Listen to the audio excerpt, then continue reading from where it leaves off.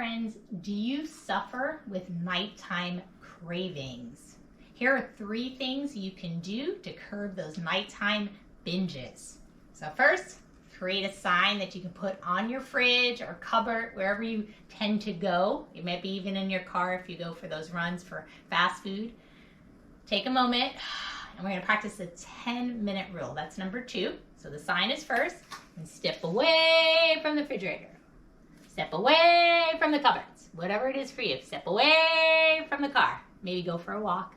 And that 10-minute rule is distraction. So what you're going to do during those 10 minutes is flood yourself with all the wonderful scenarios of not eating the junk food or not putting bad food in your body. You might even have a lifeline where you call me, that's okay, to call Dr. Gold, or get on a meetup group or anything where you need, call a friend to help you with this. And it takes a lot of courage to do this. The number 3 thing is, remember, you can eat anything with your eyes. So did this during my bodybuilding contest. It sounds hokey, but it actually does work. We know that mind is powerful. So anything you tell yourself you're having, your body is feeling it too. And those cravings start to go away. So what would you suggest to people if they really are hungry to the point where they're having hunger pains in the middle of the night and they want to get up and they want a snack? Yes. So if you're actually hungry, and that's a bonus answer, if you're hungry, go ahead and eat. So real food is wonderful to put in your body. Hydration first, because sometimes you're actually thirsty. So get some water with lemon is good. If you're sensitive to lemon, just plain water or warm water. And the other part is food. So lentil soup, some easy soups, low sodium, tend to be a nice, simple meal in the evening. Are fruits and veggies okay to eat at night before bed? Yeah, it depends on your body. So listen to your body. If you're sensitive with digestive issues, I would hold off from the taking in the nightshade foods. Those are the peppers or onions. If you are on the FODMAPs diet, there's a whole slew of different diets. You can just follow those and see what agrees with your body. What about heavy starchy foods like steaks or hamburgers or potatoes or anything like that? What would you suggest about those? Yeah, and just remember, anything you eat and you're not burning it off, if it's late at night, you're going to be going to sleep, it's just going to sit there. So we're not going to burn it off. We're not going to digest it as well. Sometimes it just sits there, can actually wake us up and give us more heartburn or indigestion, or just feel, you don't feel so good. So if you had your top, say, 5 snack foods for if somebody wakes up in the middle of the night and really is hungry to the point where they're feeling the hunger pains, what would those 5 snack foods be? Okay, so the first one I mentioned earlier is the lentil soup. I love soups, honestly, even a chicken broth soup, and you can literally have them frozen and just reheat, so keep it nice and simple. Eggs are fine to have at night too. They tend to be really easy. You can do a soft-boiled egg, again, pretty quick, or easy or scrambled to make it quick. Number 3, sometimes I'll do light fish, just something easy to digest.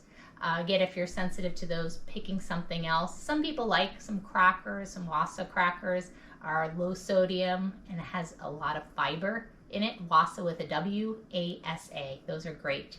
And then the 5th, I'll sometimes do almonds. A really nice, simple snack just to put in my belly. Remember, protein. The more protein you have, it levels out your blood sugar so you can feel better and less likely to have dips in your blood sugar. For almonds, what kind of almonds do you suggest? We usually sprout them, so you can soak them in some water. This way it's a little bit easier to digest in the body. Just rinse out that water, maybe soak it for about a few hours, rinse out, and then you could eat those. They're actually a really wonderful snack. Again, some people make almond milk, and the easy way is just after you soak them, stick it in a blender, and that can last several days. Mix some water, and you're good to go. What about the really popular things like honey roasted almonds or the things that have a coating on them? Yeah, and those you do need to be careful. So it's the oils, the sugars, especially if you're on keto, you really want to try to avoid those. The raw almonds tend to be the best, so I always usually try to get the organic raw almonds, and you can find those in many different places now. Any final advice to somebody who wants to reduce that midnight snacking? Yes. First, know that you can. The brain is so powerful. It's okay to have that contingency plan to fail at times, because some days we're not going to be perfect. That's okay. learn from whatever happens. And if you have the food, get rid of it. Because if it's there, you're going to be looking at it and eating in front of the TV and then say, what the heck happened to my Haagen-Dazs ice cream or chocolate chip cookie dough, whatever you like, Ben and Jerry's. But all those things, the cakes, the cookies, I would just toss it. And you might say, well, my kids like it. Well, yeah, but it's not good for them either. Having some healthier snacks, you're building healthy habits. And it really does matter what you do now. The earlier you start, the better. And it doesn't mean all or nothing. You can, again, 90% of the time, do what you're supposed to. If you want to splurge here and there, let the kids know this is a special treat. We're not going to do this every night. And it makes a huge difference.